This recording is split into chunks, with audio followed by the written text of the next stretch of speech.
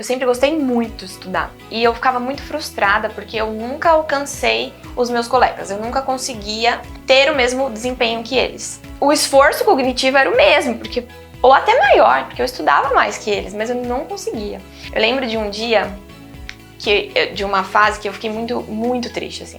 Eu tava lembrando disso esses dias, que tinha uma professora que uma vez por semana revezava, ela tinha um caderno que os alunos anotavam a matéria. Então assim, um dia cada aluno escrevia no caderno dela pra fazer a matéria. E aí ela não deixava eu escrever porque eu não copiava a tempo. Ela falava assim, Ellen, você não pode porque você não termina de fazer a tarefa. E aí o caderno fica incompleto no seu dia. Nossa, isso pra mim era o ápice da exclusão, sabe? Eu me sentia muito, muito mal.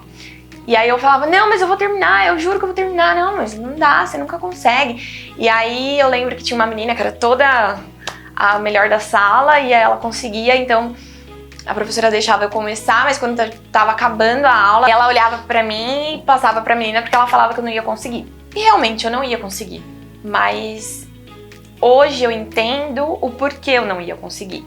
E eu tenho certeza que tinha outras formas de lidar com aquilo. Mas porque hoje eu tenho conhecimento. Naquela época não tinha.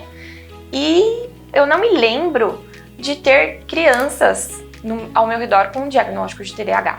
Eu acho que isso era muito raro antigamente. E eu cresci assim. O ensino médio pra mim foi caótico, porque eu trabalhava. Então assim, sempre fui muito ativa, né? A verdade é essa, hiperativa. Então eu não conseguia ficar parada, eu não conseguia... E impulsiva também, né? Então o meu TDAH é combinado, pra ficar claro. Então eu sempre fui muito impulsiva, sempre quis, sempre, sabe, de fazer acontecer. Então com 15, 14 anos, com 12 eu já me metia na empresa do meu tio pra fazer alguma coisa. E com 14 anos eu já quis trabalhar oficialmente com 15, porque eu não podia ser registrada, que tinha que ter 16. Então, com 15 anos eu fui trabalhar numa empresa, e aí ele não podia me registrar porque eu tinha que ter 16, e aí meu pai autorizou e tal. Fui lá trabalhava já, auxiliar administrativo. É muito engraçado, porque eu ficava o dia inteiro sozinha. A gente imagina TDAH num silêncio, um escritório super silencioso, assim. Era o ápice da distração.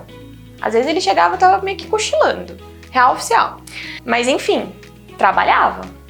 E aí eu chegava à noite pra estudar. Uma pessoa distraída, cansada do trabalho, com sono. Aí que eu não prestava atenção mesmo na escola. E o TDAH tem uma coisa que, assim, ele até tem o foco, sabe? Ele até consegue focar aí. Às vezes a gente ouve os pais falando, mas quando ele quer, ele presta atenção. Realmente, ele presta atenção. Quando é um assunto do interesse dele. Então você pensa, eu não gosto de números. Exatas não é comigo. Então, a aula de matemática, física, química, eu dormia. Estudei em escola pública a vida inteira. Os professores, eles ficavam com dó de mim, porque eu trabalhava o dia inteiro, então eles deixavam tirar uns cochilos na aula. E aí, eles deixavam os amigos me acordarem na hora da chamada. Então, chegava o final do ano, eu pegava a recuperação, principalmente matemática. As outras matérias até que eu conseguia passar. Mas matemática, todo ano eu tava de recuperação. Inclusive, eu repeti um ano. Quase ninguém sabe disso, mas eu repeti o primeiro colegial. Essa é a vergonha da vida. E não foi por falta de esforço, porque como eu disse, eu gostava de estudar. Então, assim, eu estudava bastante. Mesmo trabalhando o dia inteiro, os meus chefes sempre entenderam que eu ainda estava no colegial, eu deixava tempo para eu estudar para a prova e eu gostava de estudar. Então, eu me esforçava. Tipo, tinha muita vontade de passar numa universidade pública. Então, eu pegava Enem, pegava vestibular passado e ficava estudando. Na minha época não passava só pelo Enem nos vestibulares, tinha vestibular mesmo. Então eu tentava, mas não era pra mim, não conseguia. E eu não entendia o porquê eu não conseguia, então foi muito difícil. Beleza, entrei na faculdade de psicologia, onde se fala de TDAH e todos os outros transtornos. E eu tinha certeza que eu tinha TDAH. E eu falava para as professoras da faculdade, eu tenho isso. Mas o aluno de psicologia sempre ouve os transtornos e sempre acha que tem tudo. Tem que tomar cuidado dentro da faculdade, porque você vai ouvir tudo. Tem depressão, tem ansiedade. Até um transtorno absurdo você vai falar que você tem, porque você tá ouvindo sobre isso. Então você vai se identificar. E aí eu tomei cuidado, então. Fiquei quieta.